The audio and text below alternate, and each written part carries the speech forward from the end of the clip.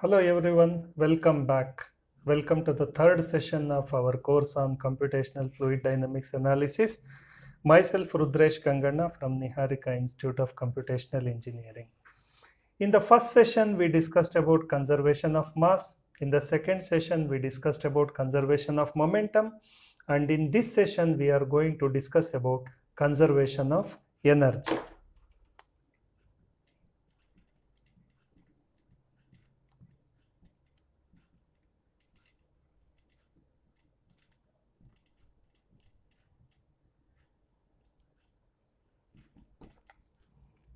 Now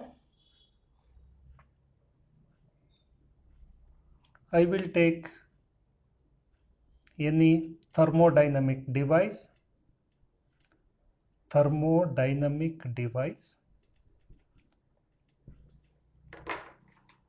which is having an inlet and an outlet. Section 1 is inlet, section 2 is outlet. The conservation of energy principle says this is E in, this is E out. E in is the energy which is entering or supplied to the thermodynamic device. E out is the energy delivered from the thermodynamic device. Conservation of energy principle says E in equals E out. That is what the definition. Energy can neither be created nor be destroyed, but can be converted from one form to another form. Energy can neither be created nor be destroyed, but can be converted from one form to another form. Let us say I supplied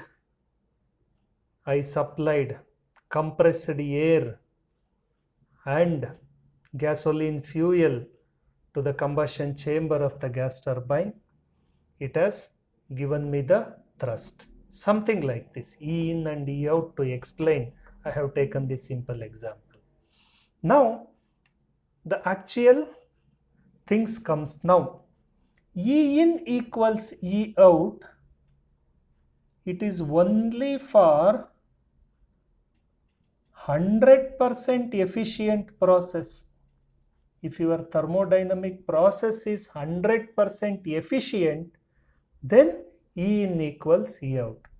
A 100% thermodynamic efficient process is called isentropic process. We will discuss more about isentropic process in the gas dynamics session. Now, for the time being, just keep it in mind that isentropic process means a process where efficiency is 100%. What does it mean?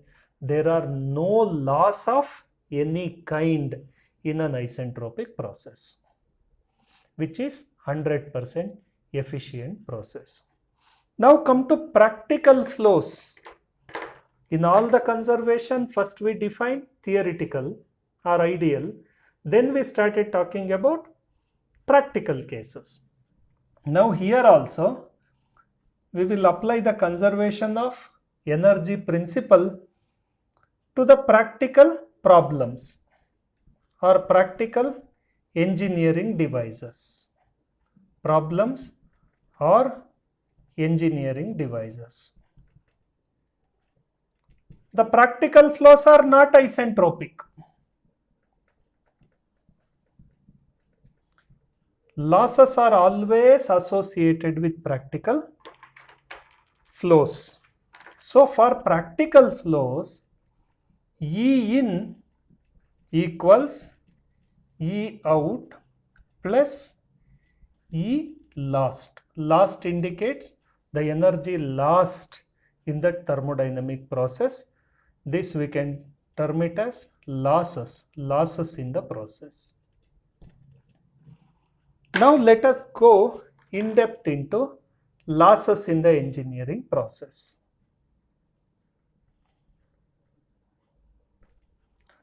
Losses can be put under, for the purpose of understanding, I am going to put the losses under three categories. Category 1 is thermodynamic loss. Category 2 is frictional or viscous loss. Category 3, I am going to club all other losses. All other losses. All other unaccounted losses, all other things put together. Call it as unaccounted losses. Now, among these losses, thermodynamic losses are the dominant losses. The next dominant is frictional losses, and all other unaccounted losses are negligible. Let us say if the loss is 1 unit, if the energy lost in a thermodynamic device is 1 unit, in that thermodynamic loss is the dominant. For the purpose of understanding, we can take that as 0.95 unit. And viscous losses, we can take it as another 1% or 0.01 unit. And remaining third losses will be 0.04 unit. All unaccounted losses put together, multiple losses put together is 4%. Viscous losses is approximately 1%, and thermodynamic losses are 95%. Why thermodynamic losses are dominant? Recollect your thermodynamic subject knowledge. We have something called Carnot cycle. The maximum efficiencies, I remember somewhere around 43 to 44%. That is the theoretical and practical constraints.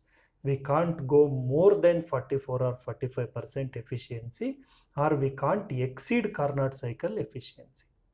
Even if you take the efficiency is 45%, that means 55% of the heat energy will be lost to the atmosphere. That is why the thermodynamic losses are the dominant one.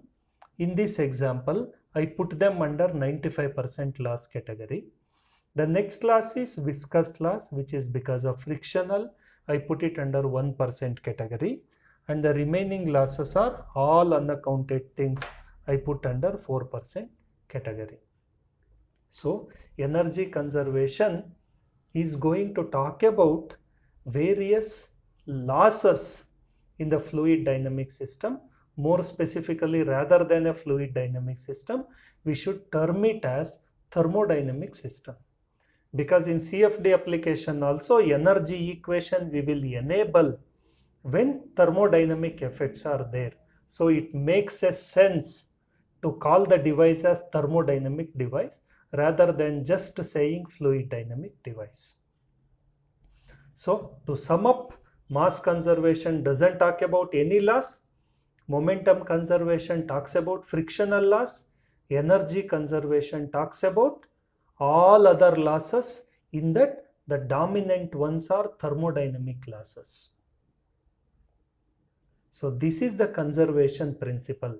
Since mass conservation doesn't talk about any losses, the right hand terms of a Navier-Stokes equation are 0 for mass conservation equation, and right hand terms are present for momentum and energy conservation equation, because right hand terms represents the various terms which practically signifies the losses.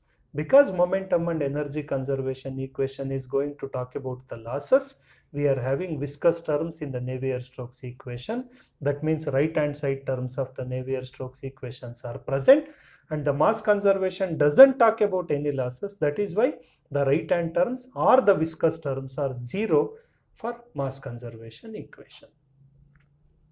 Thank you all. Have a good day.